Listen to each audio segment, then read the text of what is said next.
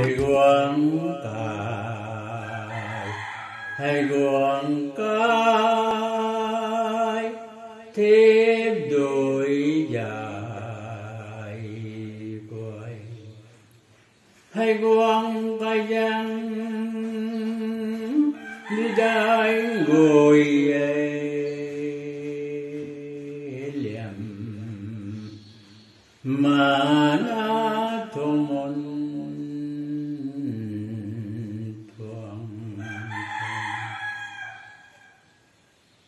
thong môn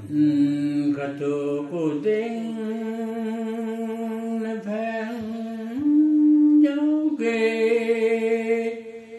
gối buông bằng liệm mà na thô môn thuông chẳng liệm mà na lấy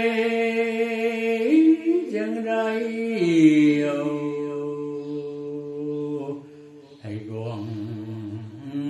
căng la cô giáo mẹ cái tu na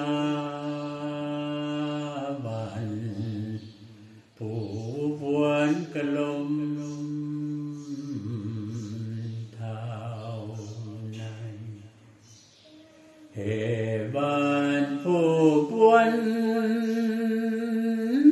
cái lông thao này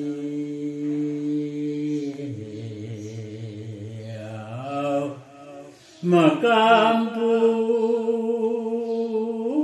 cái nam ram mai ta da cái nó cái tu na hay quăng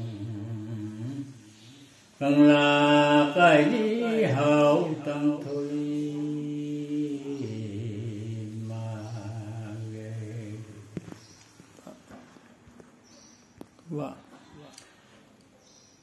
sáng bữa cô tu nạp tổng nhiều thầy cũng là gồm cái đó thì cũng là cái mày thì ở đâu những cái của thầy cái trong sản xuất của thì cũng mà cái cũng là gồm thầy cô giáo mê thà là cái ra thì mấy cái của thầy cái trong mà cả bộ năng nam rồi mấy ta cái nó ta đi thâu rồi thế này còn cái nó cũng tao khi trong nhà làm vấn đề